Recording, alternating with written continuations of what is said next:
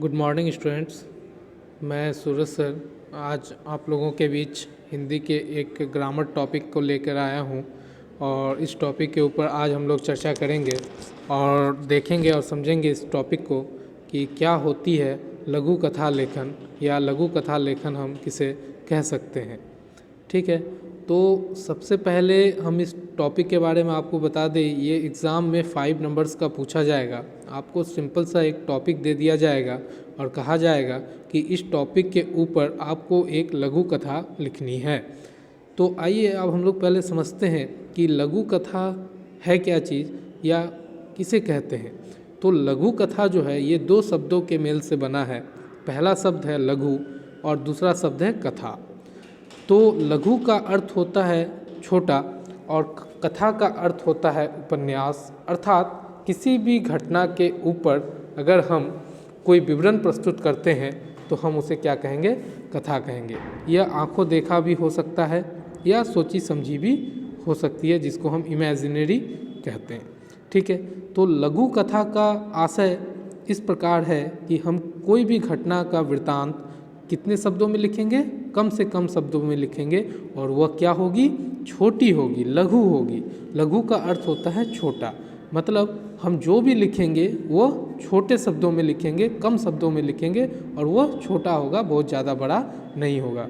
और ये अधिकतम 150 से 300 शब्दों के बीच में ही हो सकती है। इससे ऊपर अगर हम लिखते हैं तो फिर वो लघु कथा नहीं कहलाएगी, दीर्घ कथा हो जाएगी, निबंधात्मक हो जाएगी, निबंध बन जाएगी।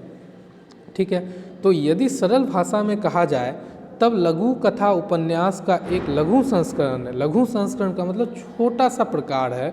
इसके तत्व वही हैं जो किसी उपन्यास में होते हैं: पात्र, समायोजन, कथानक, द्वंद्व और एक समाधान। मतलब हम जो कथा लिखेंगे उसमें पात्र भी होंगे, कैरेक्टर भी होंगे, समायोजन भी होगा, तालमेल भी बैठाया जाएगा, उसमें एक राइटर भी होंगे और आपस में जो द्वंद्व होते हैं, किसी चीज़ को लेकर क्रिटिसिज्म होती है वो भी होगा। फिर जो भी चीज़ के क्रिटिसिज्म हम कर रहे होंगे उसका भी हम क्या कर लेंगे, समाधान निकाल लेंगे, सॉल्यूशन निकाल लेंगे। लघु कथा कल्पना साहित्य या कल्पना की कृति है, परंतु तब भी अन्य बड़ी या छोटी कहानियों के समान आप हमेशा अपने गिर्द की वास्तविकता से प्रेरणा ले सकते हैं। कहने का मतलब ये हो गया कि ये छोटी तो होती है परंतु ये बहुत इफ़ेक्टिव होती है। ये अपने कम शब्दों में ही बहुत सारी चीज़ों को पिरो के रखती है और बहुत सारी चीज़ें हमको उससे पता चल जाता है।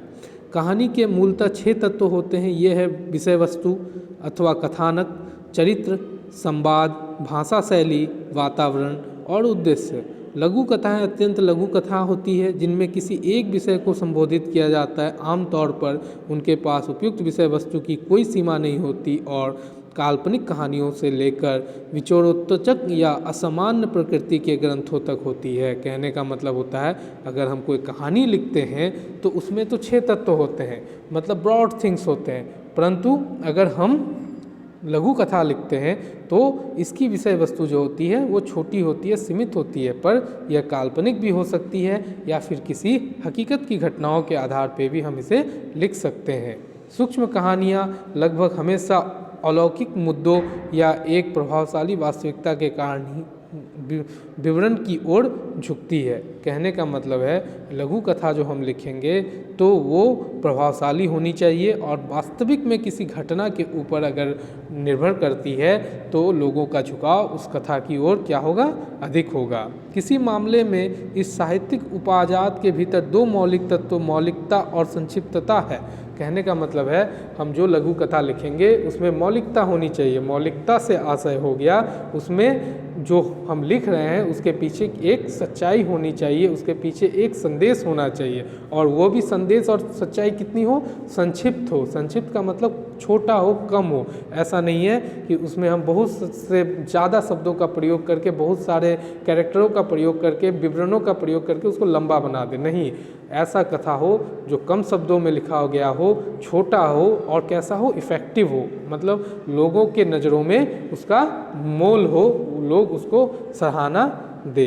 अब आते हैं लघु कथा की विशेषताएं क्या क्या है। निम्नलिखित गुण एवं छोटी कहानी को परिभाषित करते हैं। संक्षिप्त, जाहिर है एक लघु कथा में अन्य साहित्यिक विधाओं जैसे उदाहरण के लिए उपन्यास की तुलना में पर्यावरण के विवरणों को विकसित करने के लिए समान स्थान नहीं है। पात्रों को गहराई से पेश करने के लिए कोई जगह नहीं है और उनकी प्रेरणाओं को प्रतिबिंबित करने का समय नहीं है। प्रतिबिंबित करने का मतलब होता है रिफ्लेक्शन करना। जैसे मिरर में हम अपने चेहरे की क्या देखते हैं, प्रतिबिंब देखते हैं।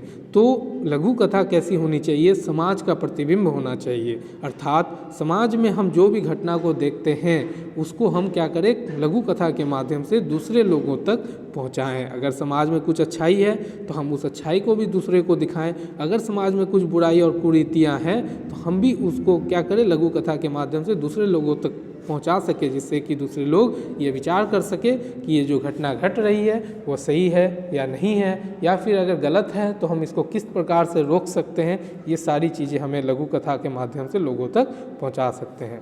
कम संख्या एक छोटी कहानी में कभी भी 3 से अधिक वर्ण नहीं होते हैं। आमतौर पर कथा सूत्र नायक के विवेकपूर्ण एकालाप द्वारा किया जाता है। कॉन्सेंस में, माइक्रो स्टोरी में, पर्यावरण या कथानक में कई मोड़ के लिए चिंतन करने का समय नहीं है। अंत में केवल एक ही हो सकता है, अर्थात तीव्र। एक छोटी कहानी बिना किसी विवरण या सतही विवरण के शुरू होती है। कहने का मतलब है अगर हम कोई लघु कथा लिखते हैं तो ज़रूरी नहीं है कि हमारा एक पृष्ठभूमि हो या हम पहले कोई स्क्रिप्ट बनाए, कहानी हो, तभी हम लिख सकते हैं। लघु कथा अपनी कल्पना शक्ति के आधार पर भी लिखी जा सकती है। किसी अर्थ में इस प्रकार के पाठ की प्रविष्टियाँ आमतौर पर एक जलवायु, क्षण या तनाव से भरे मार्ग की प्रत्याशा होती है। कहने का मतलब है चाहे कोई भी एस्पेक्ट क्यों ना हो, इन्वायरमेंट हो, एयर हो, या हमारे समाज में जो कुरीतियाँ हैं, कोई भी हो, हम किसी भी टॉपिक के ऊपर में लघु कथा लिख सकते हैं। वास्तव में सर्वश्रेष्ठ सूक्ष्म कहानियों की विशेषता होती है कि वे लाभ उठाते हैं और प्रभाव को बढ़ाते हैं और इसे बंद होने तक बनाए रखते हैं। कहने का मतलब है लघु कथा में जो हम चीज़ों को सामने लाते हैं लोगों के, तो उसका मकसद क्या होता है, लोग उससे लाभ ले सके। जो बुराइयों को हम समाज के सामने ला रहे हैं उस बुराई का अंत हो सके, और साथ ही साथ लोगों के दिलो दिमाग में ये लघु कथा क्या कर सके, अपना प्रभाव छोड़ सके। यह एक कहानी के भीतर एक कहानी है। कहने का मतलब है अगर एक कहानी बड़ी होती है, 500-400 शब्दों में लिखी जाती है, अब उस कहानी का संक्षेपण अगर हम छोटे शब्दों में कर दें, 100 से 200 शब्दों के बीच में कर दें, और लोगों को वो मेन थीम पता चल जाए कि कहना क्या चाहा जा रहा है, तो लोग क्या होंगे, उससे बहुत संतुष्ट देखे जाएंगे। लघु कथा का अपरिहार्य आख्यान के उपयोग के माध्यम से लेखकों द्वारा प्राप्त किया जा सकता है। कहने का मतलब है लघु कथा का जो अपरिहार्य का मतलब हो जाता है जो चीज़ लोगों को पसंद नहीं आती है, या जो चीज़ लोगों के दिलो दिमाग में किसी भी कारण से बाधा उत्पन्न कर रही है, इसके माध्यम से लेखक को ये सारी चीज़ें समझ में आती है। एक ही समय पर घटनाओं के गतिशील अनुक्रम में प्रसारित सूचना के मात्र से सटीक नियंत्रण की आवश्यकता होती है। कारण सरल है कि लक्ष्य यह महसूस करने के लिए प्रेरित करना कि पाठक को बहुत बड़ी बात की कहानी का विशेषाधिकार झलक है।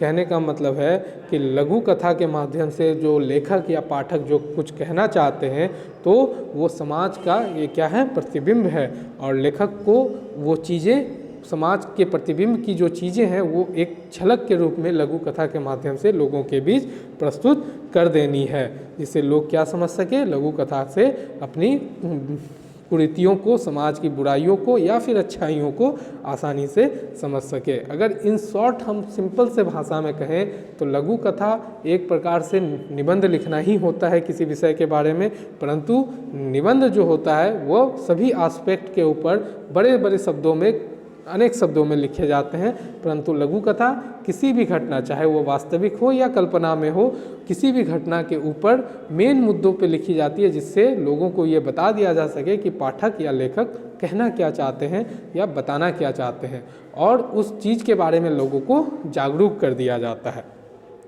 अब एक एग्जाम्पल के तौर पे हम देखेंगे, यहाँ पे एग्जाम्पल दिया गया है कि प्रेरक लघु कथा क्या चीज़ है, हम किसी लघु कथा से प्रेरणा किस प्रकार ले सकते हैं, ये सारी चीज़ें इसमें दिखाई गई है। तो एक एग्जाम्पल लेते हैं, फिर इसको अच्छे से समझेंगे कि लघु कथा हम लिखें कैसे। इतनी परिभाषा तो हमें समझ में आ गई कि लघु कथा है क्या, इससे लाभ क्या है, कौन लिख सकता है, कितने शब्दों में लिख सकता है, परंतु अब लघु कथा हम वास्तविक जीवन में लिखेंगे कैसे, इस पर हम लोग डिस्कशन करते हैं। एक टॉपिक दिया गया है, चिंता नहीं चिंतन कीजिए। चिंता का मतलब हो जाता है थिंकिंग और टेंशन, और चिंतन का मतलब हो जाता है थिंकिंग। मतलब राइटर ये कह रहे हैं कि आप चिंता मत कीजिए, टेंशन मत लीजिए, आप क्या कीजिए, थिंकिंग कीजिए, आप सोचिए। कहने का तात्पर्य ये हो गया कि टेंशन लेने से कुछ नहीं होता है। आप अगर किसी भी काम को करने से पहले सोचते हैं, विचार करते हैं, तो आपको चिंता करने की नौबत नहीं आएगी। तो देखिए, तो इस पे लघु कथा लिखना कैसे है। ये कहावत है, चिंता आपके कल की परेशानी दूर करे न करे, लेकिन आज का सुख चैन अथवा अवश्य छीन लेता है। बात दशकों पहले की है। गुजरात के एक शहर में एक वकील साहब पत्नी के साथ रहा करते थे। वकील साहब पत्नी से बेहद प्यार करते थे। एक पेशेवर के रूप में उनकी बहुत इज्जत थी और वह मुवक्किलों के लिए न्यायालय में जी जान लगा देते थे। कहने का मतलब यह है कि इसमें किसी भी एक घटना को इमेजिनरी थिंग से, कल्पना के थिंग से या हकीकत के रूप में हम लेके आते हैं। फिर उस घटना में हमें दो चीज़ों को दिखाना है। पहली चीज़, वो चिंता शब्द आना चाहिए और फिर चिंतन शब्दों का समावेश होना चाहिए। अगर ऐसा होता है तभी जाके हम उसको लघु कथा के रूप में प्रदर्शित कर पाएंगे। ठीक है, अब आगे हम लोग डिस्कस करते हैं कि किस प्रकार से इसको लिखा गया है। वकील साहब ने एक वकील मित्र को बुलाया और कहा, मैं पत्नी को छोड़कर कहीं और नहीं जाना चाहता। कहने का मतलब है कि वकील साहब जो है वो अपने पत्नी से बहुत लगाव या प्रेम करते थे और वो अपने पत्नी को छोड़कर जाना नहीं चाहते थे। इसलिए तुम जाकर आज के इस केस में बहस कर लो। मतलब उसका कोई असिस्टेंट होगा और वह अपनी पत्नी को छोड़कर जाना नहीं चाहते थे। क्यों नहीं जाना चाहते थे? क्योंकि उसकी पत्नी बहुत बीमार पड़ गई थी और डॉक्टर ने कहा था कि बड़ा ऑपरेशन करना पड़ेगा। इत्तेफाक से जिस दिन पत्नी का ऑपरेशन था उसी दिन दूसरे शहर के एक बड़े कोर्ट में केस की सुनवाई की तारीख थी। पर वकील साहब अपनी पत्नी से बहुत प्यार करते थे, जिस कारण से वो अपने असिस्टेंट को कहते हैं कि तुम वहाँ चले जाओ और केस की तारीख की सुनवाई करवाओ, मैं अपनी पत्नी को छोड़ के नहीं जा सकता। ठीक है, यह सुनकर वकील साहब की पत्नी ने कहा कि यह आप क्या कर रहे हैं? यदि आप नहीं गए और किसी बेगुनाह को सजा हो गई तो मैं स्वयं को माफ़ नहीं कर पाऊंगी। मैं ठीक हूँ, डॉक्टर साहब ने ऑपरेशन कर ही देंगे। आप जाइए और कोर्ट में अपने केस के बहस कीजिए। पहले तो वकील साहब तैयार नहीं हुए, लेकिन पत्नी की जिद के कारण आखिरकार दुख मन से ही, लेकिन वह दूसरे शहर के कोर्ट के लिए रवाना हो गए। कहने का मतलब ये हो गया कि वो जाना तो नहीं चाहते थे, हाँ जाना नहीं चाहते थे, परंतु जाना नहीं चाहते थे, परंतु वो क्या किए, पत्नी के द्वारा समझाए जाने के कारण वो दूसरे कोर्ट में जाने के लिए, दूसरे शहर के कोर्ट में जाने के लिए तैयार हो गए। मुकदमा शुरू हुआ। वकील साहब बहस करने लगे। बहस के बीच ही कोर्ट के दरबान ने उनको एक कागज़ का टुकड़ा लाकर दिया। वकील साहब ने कागज़ खोलकर पढ़ा और फिर उसे पढ़ने के बाद पॉकेट में रख लिया और बहस करने लगे।